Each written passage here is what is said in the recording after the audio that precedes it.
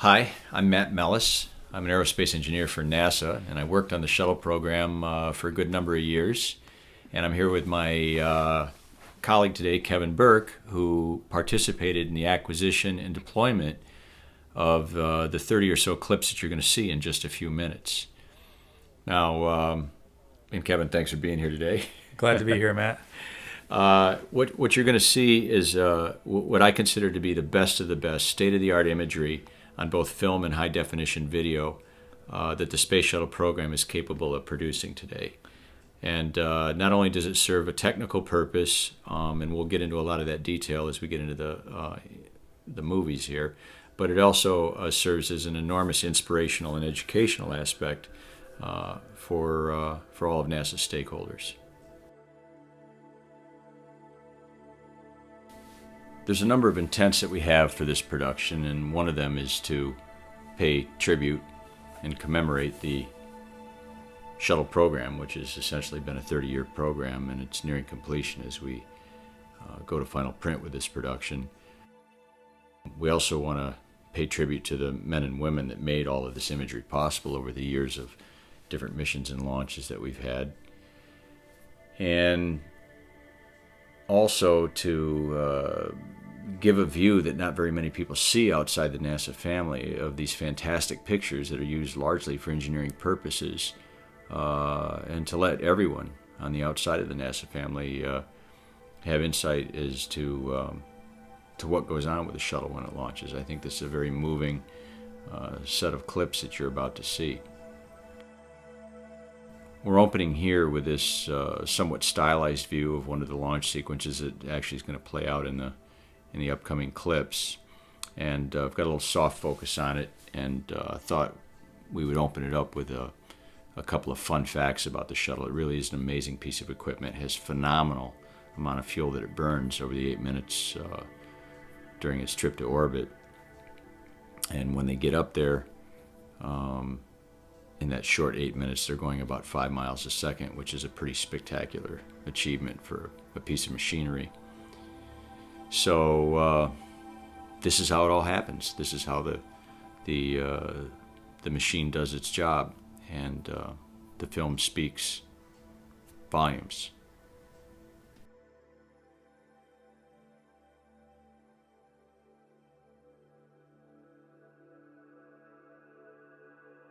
This is camera view E19. We commonly refer to this as Echo 19. And it's a 16 millimeter camera with a 10 millimeter field of view for the lens, the focal length of the lens. And it's running at 400 frames a second. So the effective shutter speed is really 1/1200th of a second. Yeah, it's pretty amazing. I mean, this is all a slow motion event. And basically you're going to see the 6 seconds prior to launch of the vehicle as the Space Shuttle main engines turn on. Now, the purpose of this camera, they all have different purposes. Most of these, if not all of these cameras that you're going to see in this production are engineering cameras to look for different engineering aspects of the launch process. And so the purpose of this one is to check to make sure ignition is going off okay, which is what you're seeing here. Main engine start is just happening, and you can see the engines are starting one at a time. This particular camera looks at engines number 1 and 3, right? Is that what this is? Yep. And so you can see them, they're starting to fire up. Those sparkers that you see are there to make sure that any unburned hydrogen gets ignited before it floats around and collects in some place where it can ignite later and cause problems.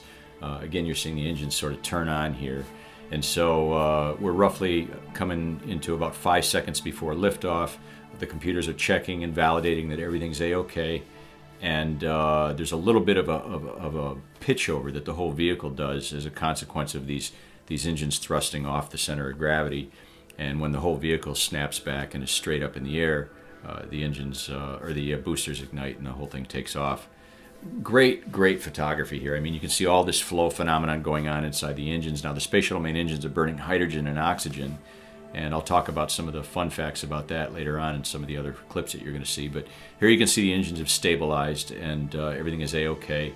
And in just a few moments, you'll see the boosters fire off. Did we talk about the time code? I can't remember. So No, we haven't talked about the time code. The time code that you'll see, the LED display on the right-hand side, is actually positioned between the two sprockets on on the 16 millimeter frame. And the time code is UTC time code. It's an IRIG-B format. And you'll see that it's 21 hours, being UTC at 5:02 p.m. local time, 2 minutes, 11 seconds, and the three digits that are moving in the upper right-hand corner would be representing a thousandth of a second. The solid number 1, the second digit from the top, is indicating the synchronization of the camera as more of a technical parameter. And that is on every camera to synchronize the field of view, synchronize the time. This is pretty cool. You can see some of the oxygen, that cloud of vapor there was from the oxygen fuel umbilical. Of course, the solid rocket boosters have now ignited, and the whole vehicle is lifting off the pad. And you can see sort of the glory of this moment. I mean, there's an enormous amount of fuel being burned. One little thing that I love is if you look at the sky in the background, and this was a very clear day. These pictures were selected, or these movies were selected because of the wonderful photography that we got on this day. And you can see the sky deep into this dark blue, and that's because, as Kevin will talk later on, that we got into color correction that we do post launch to make sure that we're capturing all of these the events that are going on, all of the flow events. So here the vehicle is clearing the pad, and we're on our way. This view that you're seeing here is camera E8 or Echo 8, and it's a 16 millimeter camera with a 10 millimeter lens. Yeah, you can see the boosters now coming off the pad, and one of the amazing things that a lot of folks don't know about the shuttle is bolted to the mobile launch platform is it's basically through 4 bolts on each solid rocket booster. And the intent of these cameras is to watch that bolt, which is an explosive nut bolt arrangement, and the bolt weighs about 100 pounds, I should say. And these nuts fracture, and the bolts slap down into a holder that you're actually sort of seeing in the foreground here. And they literally release the vehicle from the pad and allow it to take off. So for obvious reasons, we have a camera on each one of these explosive hold-down posts, and to make sure that they're operating, they're a critical aspect to the launch process. We want to make sure that they're operating good. So you can see that puff of smoke coming out. And actually, if you want to put the remote on a frame-by-frame stop action, you can actually see the flash as it explodes. Now, Kevin, here's where you guys really did a fantastic job of capturing the detail in the plume through this automatic aperture on the cameras. You want to talk about that a bit? Sure. Many of the 16 millimeter cameras that are on the MLP and pad structure have an automatic exposure control. It's the only real way to keep the exposure, the high dynamic range exposure from pre-ignition of the SRBs through the liftoff out of the frame of view. So the camera has basically an automatic exposure. Right. Now look at the sky on the left thing, and see how it gets dark. Actually, on both sides, you can see how it turns that deep blue. That's the automatic aperture in action right there, right? Allowing it to see the detail in the pad structure and also in the flame. Yeah. I mean, when you see a launch in real life, you can't see any detail with the naked eye in the plume. It's just like looking into the sun almost. It's so bright. We can see some of the water from the launch pad. There's a cooling water that comes out. We'll talk about that later. That's splashing onto this quartz protective glass that the camera's behind. Of course, they're in these explosion-proof containers, right, to keep the cameras safe and sound. Cameras were harmed in this in the making of this movie. That's right. The cameras are in an explosion-proof box, which is nitrogen purged, and the quartz glass on the front protects the lens. In most cases, there are some cases where there's damage, and if that's the case, the lenses will be repolished, reground, or whatever's necessary to bring them back into optimal condition. Well, Matt, this next view coming up is Echo 18 or Camera 18, and it's a 10 millimeter lens and looking at the TSM or the tail service mast carrier disconnect. Yeah, the umbilicals, there's one on each side of the orbiter, one for the liquid oxygen fueling and one for the liquid hydrogen fueling. Those are primary purposes. You can see there's a lot of other instrumentation on these things in feed lines. But these cameras, their intention is to make sure we get good retraction of this, and there's actually a huge 20,000-pound mast that pulls these things inside the tail service mast for the door to slam shut and protect them from the hostile environment on the outside. Now, these umbilicals are about 4 feet wide by 6 foot tall, so you don't really get a sense of scale when you're looking at these in these movies. But they're as big as an average-sized human being, so they're quite large. One of the interesting photographic challenges that we run into in photographing the TSM carrier disconnect from the inside of the tail service mast is once that door closes, it's pitch black in there. So there's a set of series of tungsten lamps that provide illumination, and the vibrations, the tremendous amount of vibrations that are induced during the liftoff, really rattle those lights, and keeping them from having those bulbs break has been quite a challenge. In fact, they are in the process of changing those lights over to the new LED arrays that provide more stability and less frequency of having the bulbs go out before the film runs out. They're a lot more robust to that kind of environment. Okay, Matt, this is Echo 001, and this is one of the 4 cameras on the edges of the MLP deck. This camera happens to be on the northeast corner of the MLP deck, and it's a 16 millimeter camera, as all the ones on the MLP are, and 10 millimeter focal length. It's a wide angle view, and the effective shutter speed is about 1/1200th of a second.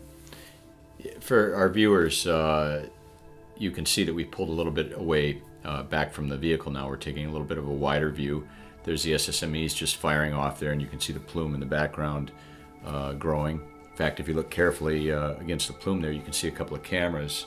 Why don't you mention what those are, Kevin? Those are some MOTV cameras, operational television cameras that are used for surveillance of the vehicle. They and are piped back live to the launch control complex.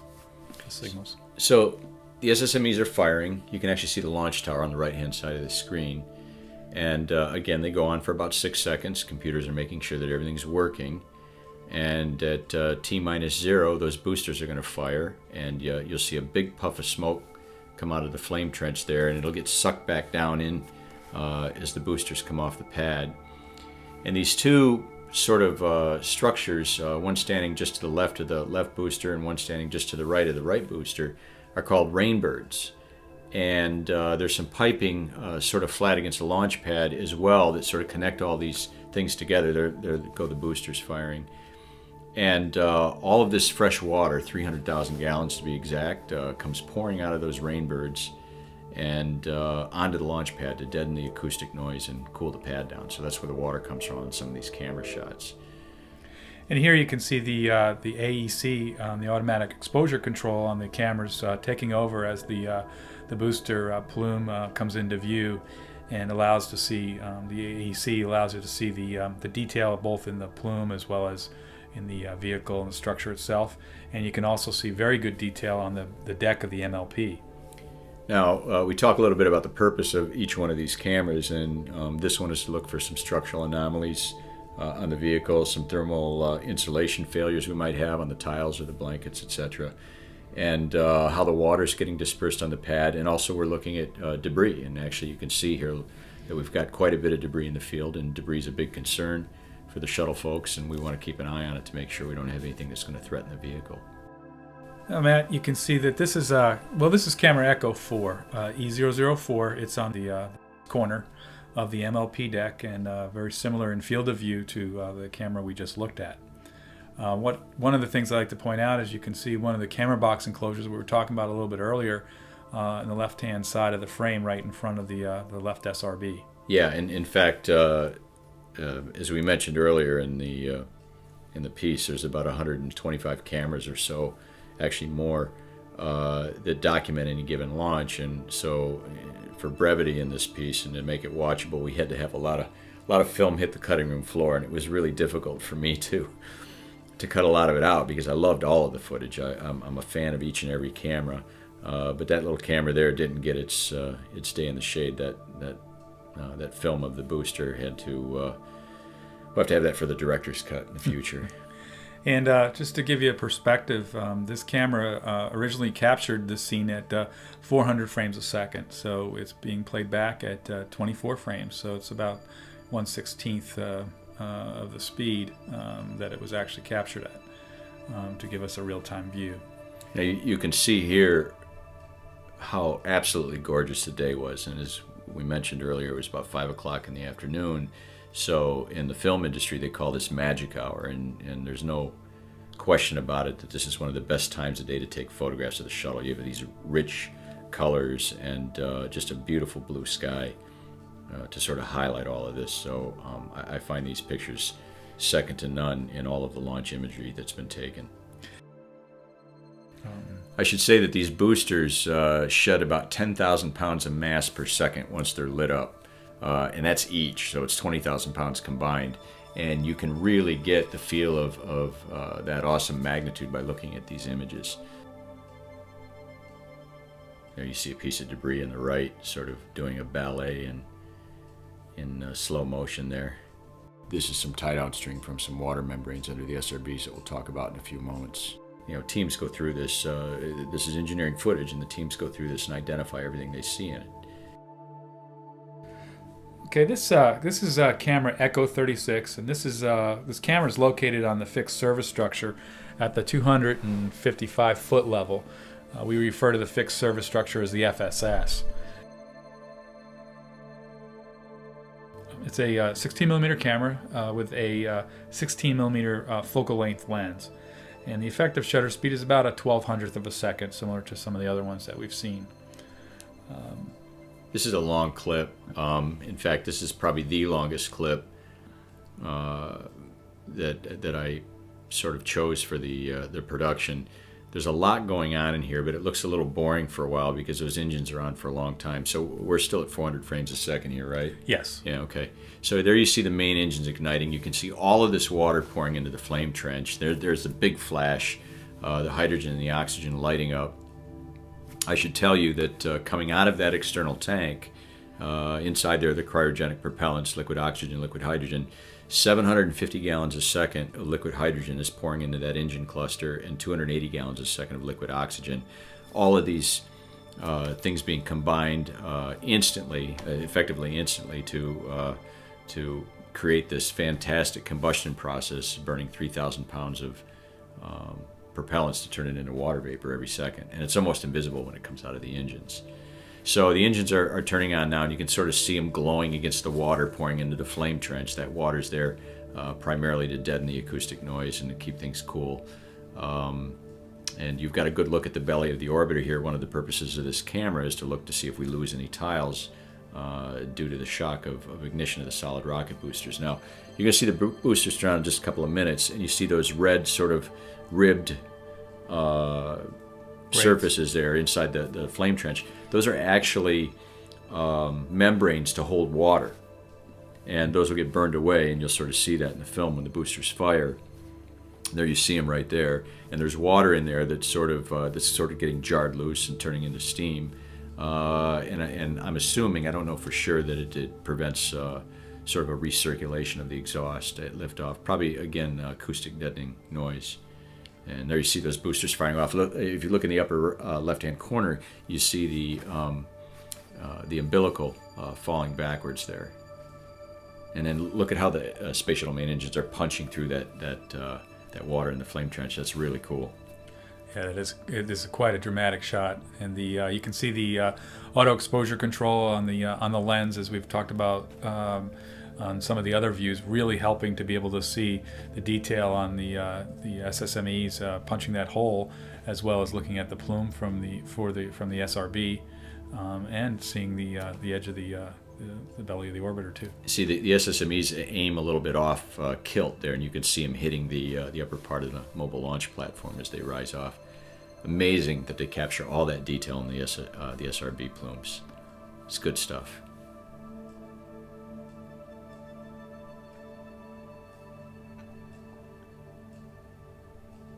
It's a fantastic clip. It really is. This is camera Echo 41. This is on the fixed service structure on the FSS at the 255 foot level.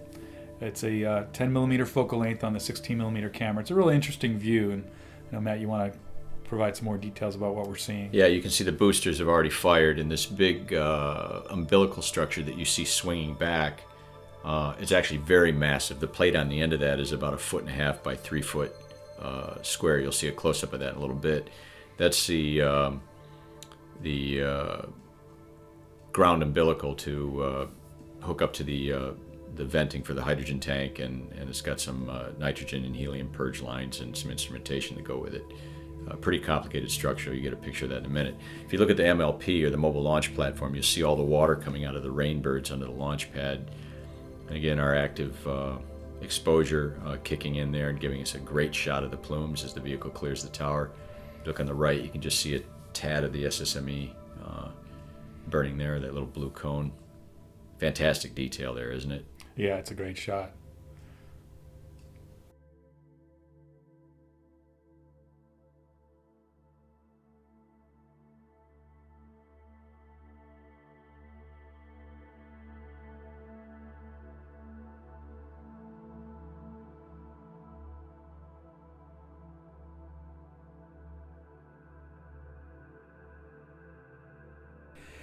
Echo 40 is one of my favorite shots, Matt, and this is on the fixed service structure on the FSS at the 275-foot level, just a bit higher than the two previous views we saw. And this is really an incredible view of not only the orbiter, but the beautiful ocean, the late spring day in Florida, and very nice lighting on the tank, and as well as you'll see on the orbiter surfaces. Yeah, it truly is magic hour on this. That orange tank, for those that aren't all that familiar with the shuttle, that's foam. That's insulating foam on the tank to keep the cryogenic propellants cold on the inside. Liquid oxygen, liquid hydrogen are pretty chilly when they get into their liquid state.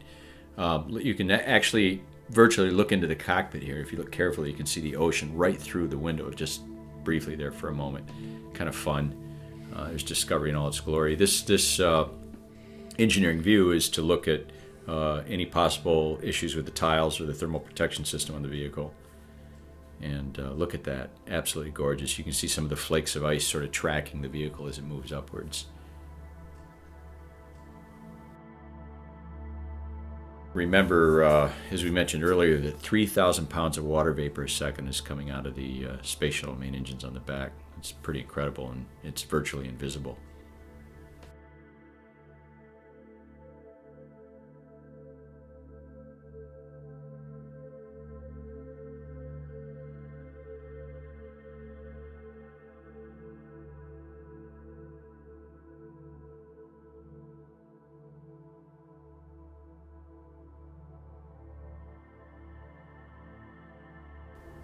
All right, this view is of a structure we call the GUP, which is the ground umbilical carrier plate, which attaches to the ground umbilical carrier assembly, sometimes called the GUCA. That plate is about 1.5 feet by 3 feet. It's a sizable plate. You don't really capture the scale in this, and you can see the vehicle is now lifted up and it's taking off. That umbilical peels back right at solid rocket booster separation, or detonation. And Matt, this is camera 33, and this is on the FSS. It's at the 235-foot level, and is using a fairly long focal length lens. And you can tell by the field of view that it is a long focal length lens, and it's 75 millimeters. Now, if you look, you can see the boosters kind of surging. It's not a continuous pass. It sort of pushes and then slows down a little bit. And what you're seeing there is the natural frequency of the booster thrust. I believe it was on the order of about 7 hertz, 7 cycles a second, and you can see that go by and hear the aft skirt of the boosters going by with a really nice tight shot of the exhaust.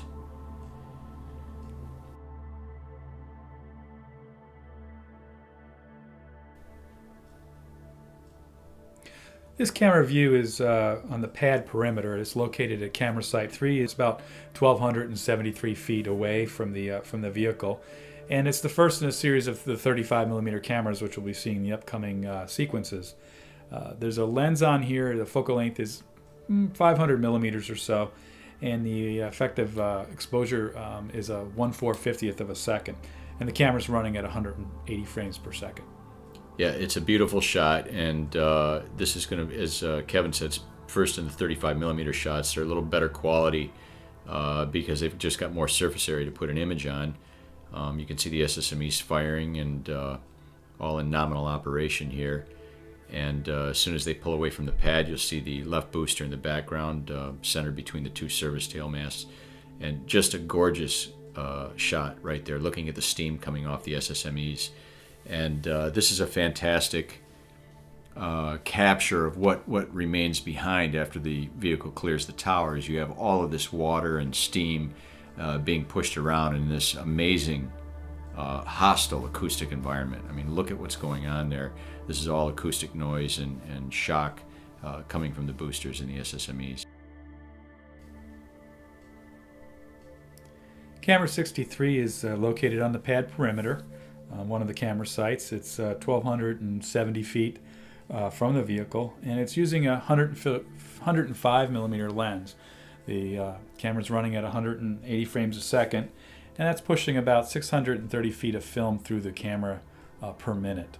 Quite a fast rate, especially for 35 millimeter. Yeah, you can see the sparkers going there, just getting ready to turn the main engines on. And in the background, you'll see the water tower. That's where all that fresh water comes from to flood the pad, to keep it chilled and deaden a lot of that acoustic noise that we've already seen what it looks like in the plume. Absolutely gorgeous day, really accentuated by this shot. Blue sky in the background. Goes great with the white exhaust plume coming out there. And you can see a lot of splashing and stuff jetting out from all different directions at the bottom. You'll see more of that in the shots that are coming up. This shot is going to be the first of a bunch of different views as we march counterclockwise around the pad to look at it from different angles. And there you can see the boosters have fired, and you see it all coming out the other side of the flame trench. And beautiful shot of it coming off the pad. And the lighting at 5 o'clock in the afternoon on this late spring day is just about perfect from this camera view. Of course, it won't be perfect for all the views, but certainly is a nice angle and really illuminates the vehicle as well as the structure very nicely. Yeah, I like when the vehicle leaves. I left a lot of these shots run long because I thought it was kind of neat to see what happens afterwards, and you can just see the whole service structure here being engulfed in steam and exhaust from the solid rocket motors. Now, one interesting thing about this particular 35 millimeter format is earlier we mentioned about the time code. And the iRig time code is burned in with an LED display, and on the 35 millimeter format, it's actually in part of the image area because the 35 millimeter format has 4 sprockets per frame. So there's no way to position the LED time code in between the sprockets like we can on the 16 millimeter views. Right. So if you looked at the 16 millimeter, you could actually see the sprockets at the top and the bottom of each frame, and those aren't visible in the 35 as you see here. The camera number is on the lower right hand display of the LED time code, and it's in this case it's camera number 62. So the 35 millimeter format also allows us to put a camera designator number that's fairly often used just to help for viewing purposes and tracking purposes.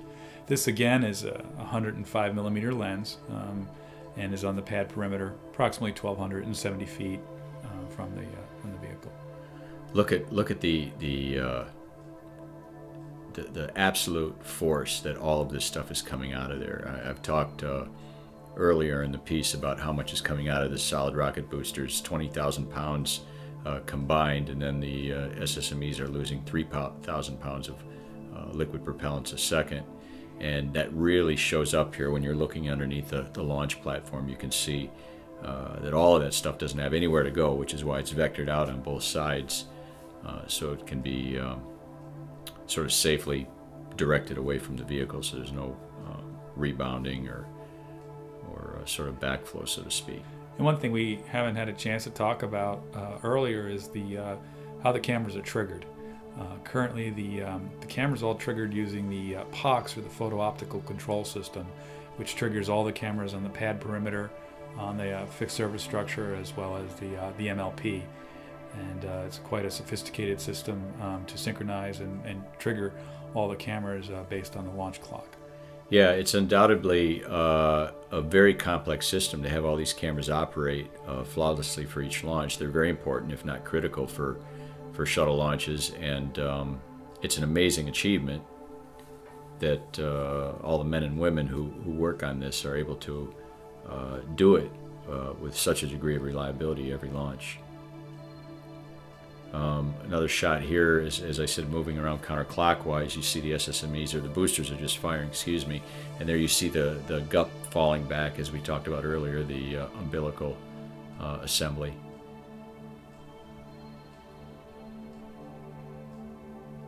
This view is using the same 105 millimeter focal length lens that the other two views we just looked at, and again is about 1,200 feet from the vehicles where the camera site is located.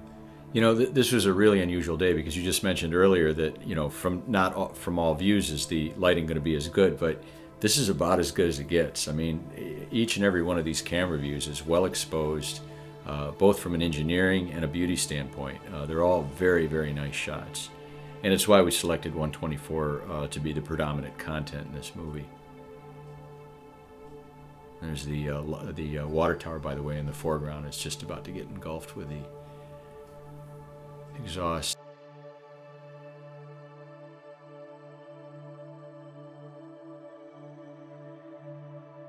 This is a Dog 68. It's a 35 millimeter camera, and it's really intended to be a documentary camera. So it's running at 28 frames per second, not really a high-speed camera. So it's almost real-time, a real-time camera view.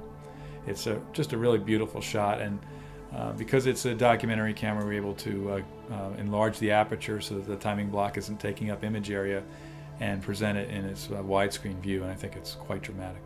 Yeah, from a beauty standpoint, this is probably at the top of my list for favorites. It's just gorgeous quality, fantastic color saturation, and very unusual for shuttle photography to be so beautiful at the same time.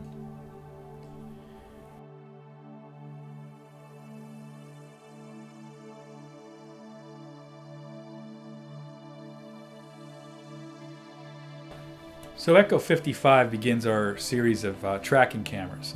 Echo 55 is mounted on a kineto tracking mount, or KTM, which we commonly refer to it as, and it's located at CS1 about 1,200 feet from the vehicle.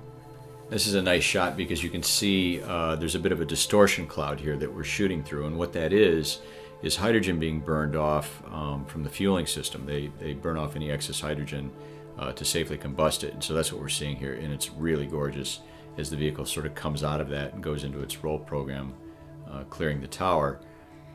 Again, just a fantastically well-lit photograph on this day. Some of the white things that you see falling off there are paper covers, which protect some of the order maneuvering system engines. We'll talk about those later. But Kevin, these are all manually operated, right? I mean, there are human beings behind the scenes doing this tracking now. Yes, this KTM, or the kineto tracking mount, has about 4 cameras that are mounted on it. And this particular camera, Echo 55, is one of a pair of cameras and is intended to look at the top half of the vehicle, while the other camera is intended to look at the bottom portion of the vehicle. Right, and we'll see that in the next shot. We'll have one of the views from the bottom of the stack on the next one. In fact, our intent is to have in the deleted scenes on this disc a set of camera pair views sort of pieced together so you can see them simultaneously. So look for that in the extra features. This is fantastic. Now they're completely done with their roll program and sort of on their way. Yeah, the intent of that camera shot is only for the first 1,200 feet of the ascent. Is really the intention of that view, and that takes about 18 to 20 seconds, I believe. Okay, now this is camera 52, and this is, of course, is at the bottom of the stack now, so it's a little different view, and but part of a camera pair again. Right. This camera is, as you said, is 52, and this is located on camera site 2, and is about the same distance, 1,200 feet, 1,270 feet from the vehicle. Nice shot of the SSMEs there. It always amazes me how transparent the exhaust coming out of the SSMEs is. Now this kineto tracking mount is controlled by an operator, manually controlled by an operator who's sitting in the LCC on the second floor below the firing room. And the person, he or she, is using a trackball to track the vehicle. And it's pretty tricky because they're just looking at a little video monitor. and the vehicle is moving much faster in real time than we're seeing. We're seeing it at 1/5 the speed in this particular case of what it is in real time. This Kineto tracking mount also has HD TV cameras that are mounted that are used for what we'll call quick look, what's called quick look, to look at these views in real time and then in near real time when they start the image analysis. This is done while the film is getting processed and transferred. That was a fantastic shot, seeing the sun go right in between the two plumes. And in fact, it gives you an idea how bright these plumes are to the naked eye, because the sun, as it passed through there, wasn't much brighter than the plumes that you saw. Wonderful shot showing the column of fire that the vehicle rises on, and it really contrasts nicely with the blue. Again, highlighting why STS-124 was really the correct mission to sort of springboard off of, to show all the beautiful film.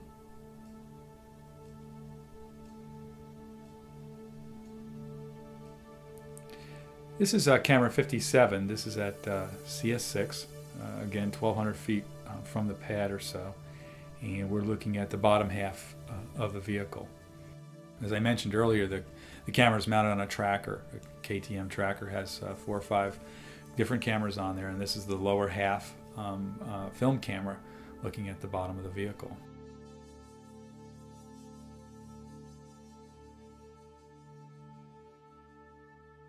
And you can see the paper covers come off the RCS engines. Those are Tyvek covers, just same kind of material that you put on your house when building it. And those covers are there in case they get a squall or a little storm while the shuttle's out on the pad. Not uncommon in Florida, and we can't afford to have water inside those engines, so we put those paper covers on there, and they have these little parafoils that inflate, sort of tear the cover off. They're just adhered with an adhesive of some kind. So you'll see a lot of that white paper coming off during these launch shots. Beautiful shot looking up the tail end of the stack. And possibly on the deleted features or the deleted scenes on this disc, we're going to try to edit a piece together showing the camera pair, the views from the camera pairs pieced together, and it should look pretty nice. So look at that on our deleted scenes feature on the disc. This is Echo 225. As you can see, it's already in flight. It's a really interesting view. It's a medium range tracking camera. The mount and the camera are located at UCS-4, which is about 2.4 miles north of the pad. One of the reasons I selected this shot to be included on the DVD is because I thought it was really striking and really beautiful how in their roll program, as they went into their roll, the sun sort of peeks over like it does here, and you can see the name pop out, and slowly the whole orbiter becomes lit with the evening sun. And the textures are fantastic here. You can see the thermal blankets, you can see some of the thermal exposure to the thermal blankets, you see some variation in color, and you can see the tiles, literally make out the boundaries of the tiles there. So really a wonderful piece of footage and a remarkable contribution to the DVD from a photography standpoint. The lens that's on the camera is an 150-inch Bashir lens. It's a cat-eye dioptric lens, so it's got a mirror surface.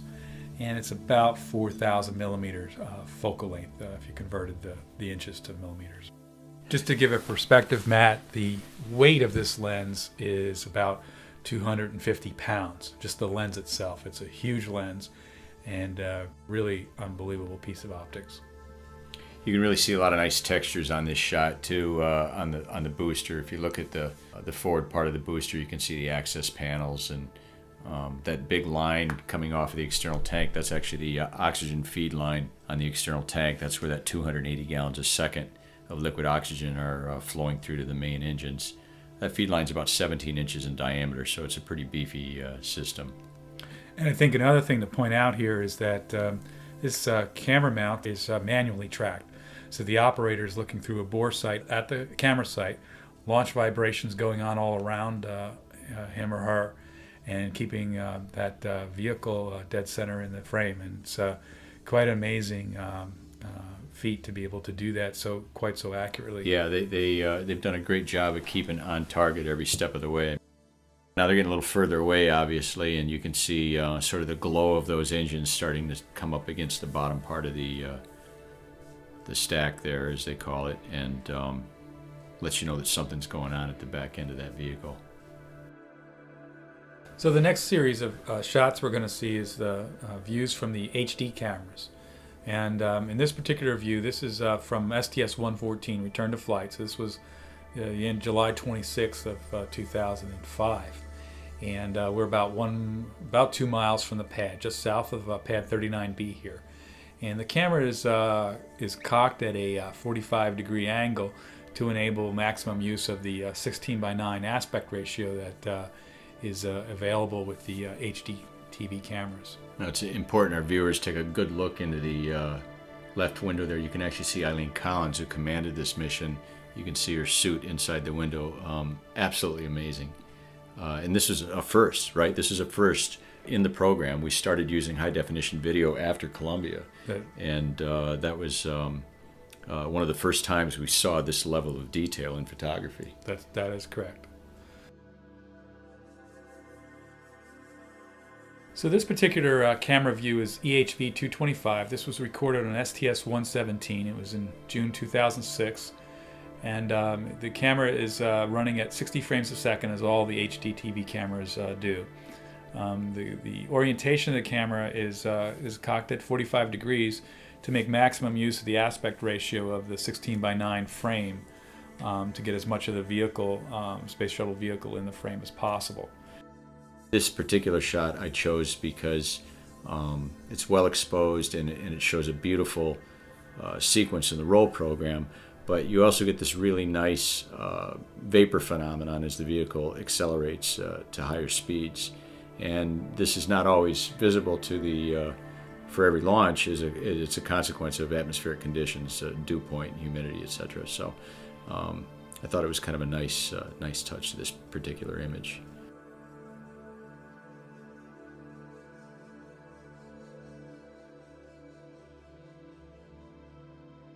This is the only long-range camera that made the final cut, and Kevin will give you the details about that in a moment, but I want you to look at the bottom of the tank there.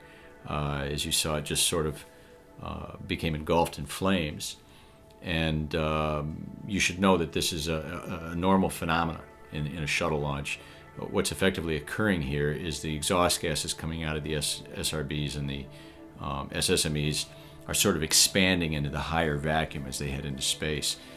And the radiant heat from the expanded plumes becomes high enough to ignite some volatile gases that are caught up in this aerodynamic dead zone, so to speak, at the rear of the tank for a couple of moments during flight.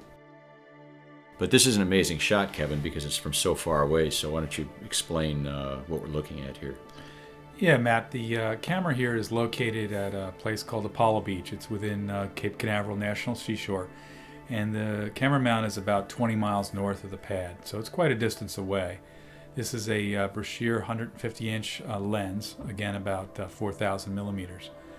So quite a distance, and the tracker, as we mentioned earlier, is manually operated. So it's an operator looking through a scope and using a trackball to keep the vehicle in the field of view. It's also difficult for the operator, because of the distance, to see the vehicle at launch to sight the pad. Yeah, it's just a tiny point of light, right? So he or she grabs it on the fly, and it's quite a skill level that needs to be developed in order to do that. Well, and of course we watched our solid rocket boosters separate, which is sort of at the tail end of what we can see with all of the tracking cameras.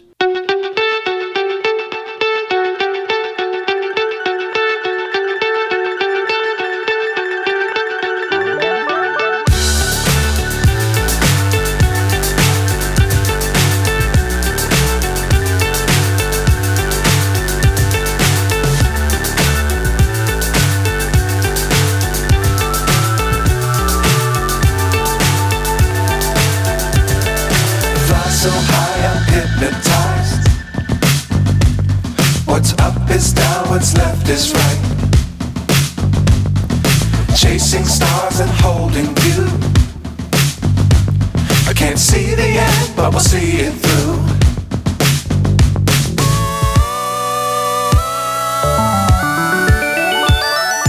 Flying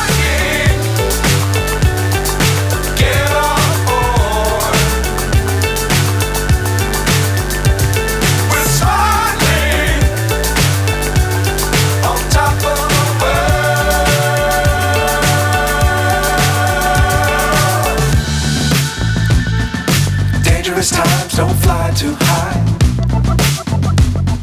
Be sure to keep the ground in sight. Fly forever if you keep it tight. Love the world, but keep the sky on your mind.